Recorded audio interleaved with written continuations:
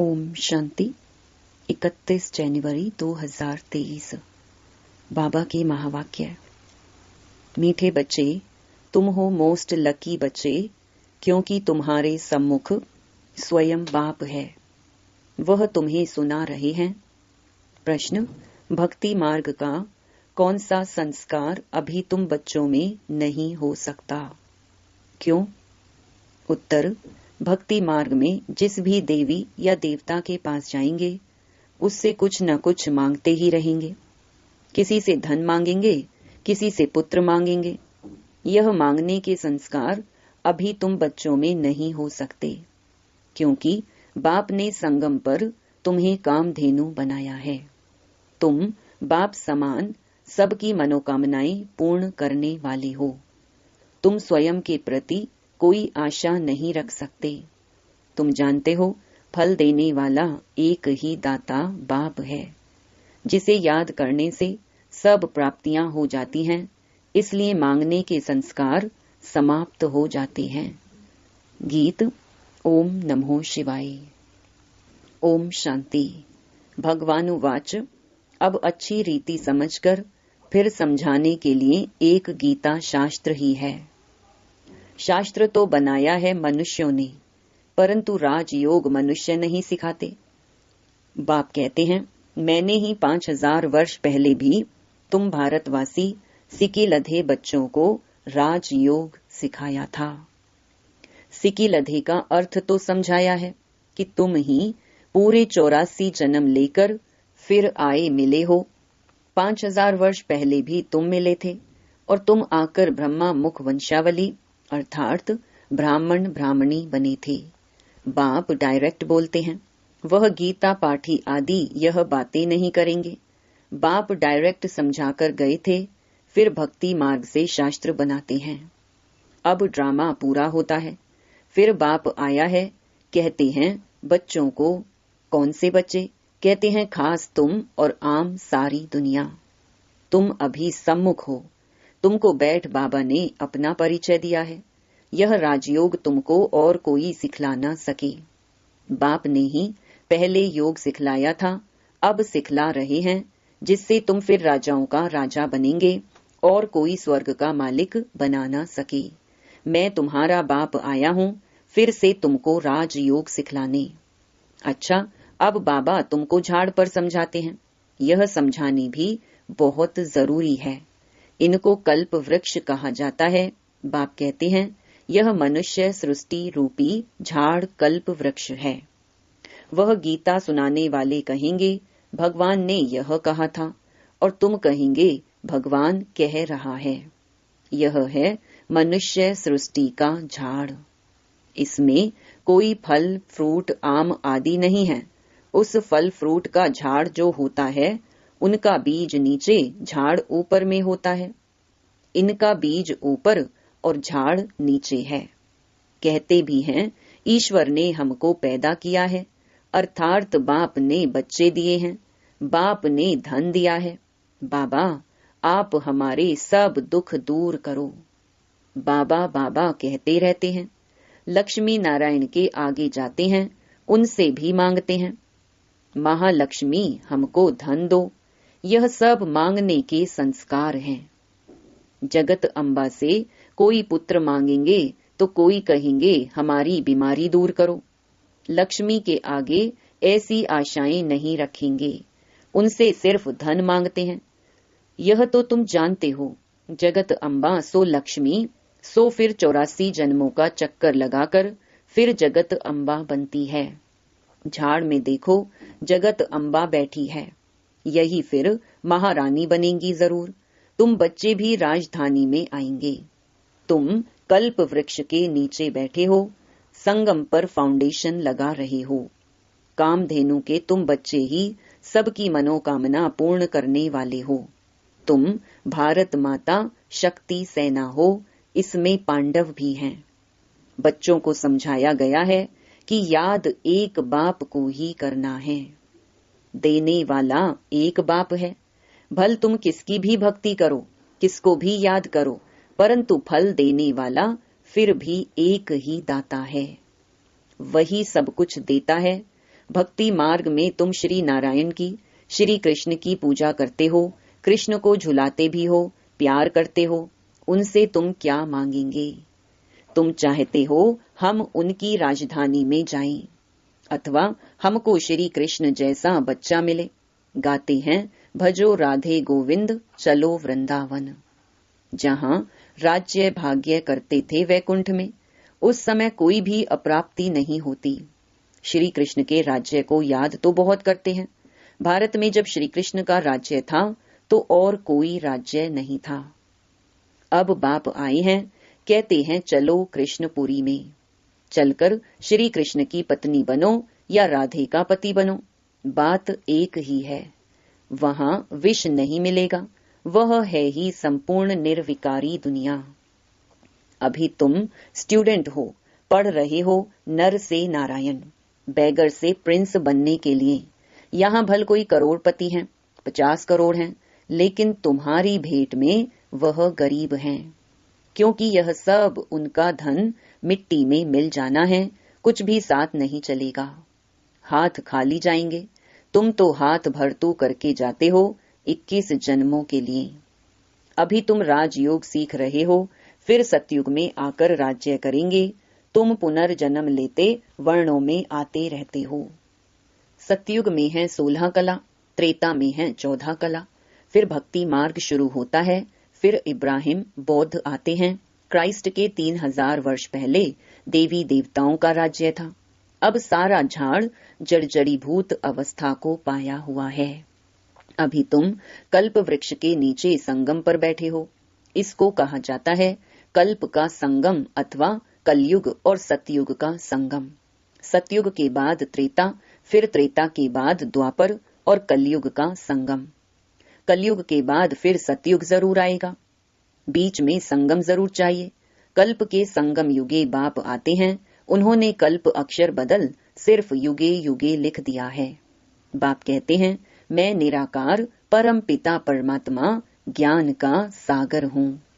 भारत में ही शिव जयंती गाई जाती है। श्री कृष्ण तो ज्ञान दे ना सके। तुम कहते हो हम स्वर्ग में श्री कृष्ण के साथ मिलेंगे।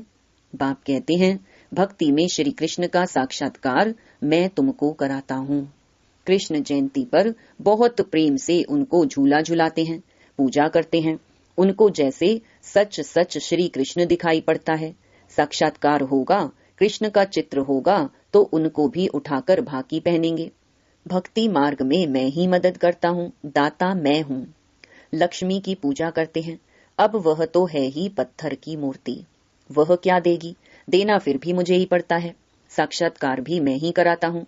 यह भी ड्रामा में नूंद है। जैसे कहते हैं परमपिता परमात्मा के हुक्म से पत्ता पत्ता हिलता है, क्योंकि वह समझते हैं पत्ते पत्ते में परमात्मा है। क्या परमात्मा बैठ पत्ते को हुक्म करेगा क्या? यह तो ड्रामा बना हुआ है। अभी तुम जैसी एक्ट कर रहे हो, वह कल्प के बाद भी तुम ऐसे ही करेंगे। जो कुछ शूटिंग में शूट हुआ वही चलेगा, उसमें कुछ फर्क नहीं पड़ सकता। ड्रामा को भी अच्छी रीति समझना है। बाप समझाते हैं बेहद का सुख कल्प कल्प भारत को ही मिलता है, परंतु जो ब्राह्मण बनते हैं वही वर्णों में आते हैं, 84 जन्म लेते हैं, फिर औरों के जन्म नंबरवार कम होते जाएंगे। कितने छोटे छोटे मठ पंथ हैं, भल उन्हों की महिमा है क्योंकि पवित्र हैं। स्वर्ग का रचयिता तो है बाप, और कोई मनुष्य थोड़े ही स्वर्ग रचेगा। फिर राजयोग भी कोई सिखलावे। अभी तुम श्री कृष्णपुरी में जाने के लिए राजयोग सीख रहे हो। पुरुषार्थ हमेशा ऊंचा करना चाहिए। तुम कहते हो श्री कृष्ण जैसा बच्चा मिले, श्री कृष्ण जैसा पति मिले। श्री कृष्ण ही श्री नारायण बनता है, फिर श्री कृष्ण जैसा क्यों कहते? तुमको तो कहना चाहिए नारायण जैसा पति मिले। नारद ने भी कहा हम लक्ष्मी को वरें, राधे के लिए नहीं कहा। बाप समझाते हैं तुमको कृष्णपुरी में चलना है तो खूब पुरुषार्थ करो। वह है श्री कृष्ण का दैवी कुल, कंस का है आसुरी कुल। तुम अभी हो संगम पर। शूद्र संप्रदाय तो ब्राह्मण ब्राह्मणी कहला न सके। जो ब्राह्मण ना कहलाएं वह शूद्र वर्ण के हैं। भारत की ही बात है। भारत ही स्वर्ग बनता, फिर भारत ही नर्क बन जाता है। लक्ष्मी नारायण को भी 84 जन्म ले रजो तमो में आना ही है, जबकि वह भी चक्र में आते हैं, तो बुद्ध आदि वापस निर्वाण धाम में कैसे जा सकते। कोई तो कह देते कृष्ण सर्वव्यापी है, जिधर देखो कृष्ण ही कृष्ण है। राम के भक्त कहेंगे राम सर्वव्यापी है, वह कृष्ण को नहीं मानेंगे। बाबा के पास एक राधा पंथी आया था, कहता था राधे ही राधे, राधे हाजिरा हजूर है, तेरे में मेरे में राधे ही राधे है। गणेश का पुजारी कहेगा तेरे में मेरे में गणेश ही गणेश है। क्रिश्चियन फिर कहते क्राइस्ट गॉड का सन बच्चा है। अरे क्राइस्ट सन था तो तुम किसके सन बच्चे हो। अनेक मत मतांतर हैं, रास्ता कोई को भी मिलता नहीं, सिर्फ माथा टेकते भटकते रहते हैं। मुक्ति और जीवन मुक्ति भगवान ही देंगे ना, उनसे हम क्या मांगे, कोई को पता ही नहीं। बाप को ना जानने कारण निधन के बन गए हैं, फिर धनी आकर धन का बनाते हैं। मनुष्य कितने धक्के खाते हैं, समझते हैं भक्ति से भगवान मिलेगा। बाप कहते हैं मैं आता ही हूँ अपने समय पर, भल कोई कितना भी पुकारे परंतु मैं आता हूँ संगम पर। एक ही बार भारत को स्वर्ग बनाए, सबको शांति में भेज देता हूँ। फिर नंबरवार अपने अपने समय पर आते हैं। जो देवी देवता थे वह भी सब आत्माएं बैठी हुई हैं, फिर से अपना राज्य भाग्य ले रहे हैं। अभी तो देवी देवता धर्म ही नहीं है, सब अपने को हिंदू कहलाने लग पड़े हैं। ड्रामा अनुसार फिर भी ऐसा होगा, जो कुछ हो चुका है वह फिर रिपीट होगा। फिर ऐसे हम चक्कर में आएंगे, इतने जन्म लेंगे, हिसाब निकालो। हर एक धर्म वाले पीछे कितने जन्म लेंगे, झाड़ पर समझाना बहुत सहज है। आपे ही मनुष्यों को टच होगा कि कोई की प्रेरणा से यह विनाश ज्वाला की तैयारी हो रही है। यूरोप वासी यादव बॉम्ब्स बनाते हैं, वह भी कहते हैं हमको कोई प्रेरणा देने वाला है। हम जानते हैं कि इससे हम अपने ही कुल का विनाश करते हैं, न चाहते हुए भी यह मौत का सामान बनाते हैं। धीरे धीरे प्रभाव पड़ेगा, धीरे धीरे झाड़ बढ़ता है ना। कोई कांटे से कली, कोई फूल बनते हैं, कोई कोई फूलों को भी तूफान लगता है तो मुरझा जाते हैं। बाबा ने कल्प कल्प कहा था, आश्चर्यवत सुनंती कथंती। अब फिर बाबा खुद कह रहे हैं हमारे पास आवंती, ब्रह्मा कुमार कुमारी बनंती कथंती, फिर भी अहो मम माया, अच्छे अच्छे बच्चों को खावंती। खा गई, आगे चलकर देखना कैसे अच्छे अच्छे बच्चे भी खत्म हो जाते हैं। जो पास्ट हो गया सो फिर अब प्रेजेंट में बाप समझाते हैं। फिर भक्ति मार्ग में शास्त्र बनाएंगे। यह ड्रामा ऐसा बना हुआ है, अब बाप आकर ब्रह्मा द्वारा सभी वेदों शास्त्रों का सार समझा रहे हैं। जो धर्म स्थापन करते हैं उनके नाम पर ही शास्त्र बनाते हैं, उसको धर्म शास्त्र कहा जाता है। देवी देवता धर्म का शास्त्र एक ही गीता है। हर एक धर्म का एक शास्त्र होना चाहिए। श्रीमद् भगवत गीता ठीक है, भगवानुवाच है। भगवान ने आदि सनातन देवी देवता धर्म की स्थापना की। यह है सबसे प्राचीन धर्म। हर एक धर्म का अपना अपना शास्त्र है और पढ़ते रहते हैं। अभी तुम देवता बनते हो, लेकिन तुमको शास्त्र पढ़ने की दरकार नहीं। वहाँ शास्त्र होता ही नहीं, यह सब खत्म हो जाएंगे, फिर गीता कहाँ से आई। द्वापर में बैठ मनुष्यों ने बनाई। जो गीता अभी है फिर भी वही गीता खोजकर निकालेंगे। जैसे कल्प पहले बनाई है वैसे फिर यह शास्त्र बनेंगे। भक्ति मार्ग की सामग्री बनती ही जाएगी। बाप समझाते हैं सिकी लधे बच्चे, मुझ बाप की श्रीमत पर चल श्रेष्ठ बनो। तुम अभी संगम युग पर राजयोग सीख रहे हो, जबकि कलयुग को सतयुग बनाना है। उन्होंने कल्प की आयु लंबी बताई, सभी को घोर अंधियारे में डाल दिया है। मनुष्य तो मूंझे हुए हैं। ड्रामा अनुसार तुम बच्चों को ही बेहद के बाप से वर्षा लेना है। बाबा ने बहुत युक्तियां बताई हैं। सिर्फ बाबा को याद करो, चार्ट रखो। भोजन बनाने समय भी याद करो। भोजन बनाने समय पति बच्चा याद पड़ता है तो शिव बाबा क्यों नहीं पढ़ सकता। यह तुम्हारा काम है। बाबा बुद्धि की सीढ़ी देते हैं, फिर चढ़ो न चढ़ो, यह है तुम्हारा काम। जितना याद करेंगे उतनी सीढ़ी चढ़ते जाएंगे, नहीं तो इतना सुख नहीं मिलेगा। अच्छा, मीठे मीठे सिकी लधे अर्थात 5000 वर्ष के बाद फिर आए मिले हुए बच्चों को नंबरवार पुरुषार्थ अनुसार मात पिता बाप दादा का याद प्यार और गुड मॉर्निंग। मीठे मीठे रूहानी बाप का रूहानी बच्चों को नमस्ते। धारणा के लिए मुख्य सार। पहला, कृष्णपुरी में चलने के लिए पुरुषार्थ बहुत अच्छा करना है। शूद्रपन के संस्कारों को परिवर्तन कर पक्का ब्राह्मण बनना है। दूसरा, बुद्धि बल से याद की सीढ़ी पर चढ़ना है। सीढ़ी चढ़ने से ही अपार सुख का अनुभव होगा। वरदान, अटेंशन और चेकिंग की विधि द्वारा व्यर्थ के खाते को समाप्त करने वाले मास्टर सर्वशक्तिमान भव।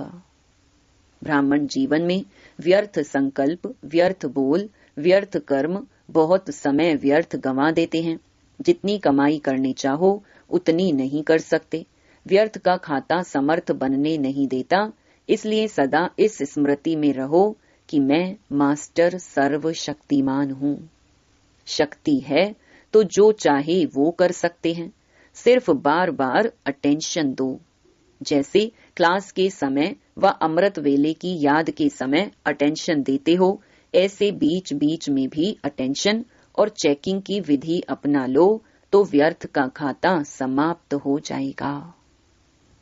स्लोगन, राज ऋषि बनना है तो ब्राह्मण आत्माओं की दुआओं से अपनी स्थिति को निर्विघ्न बनाओ। ओम शांति।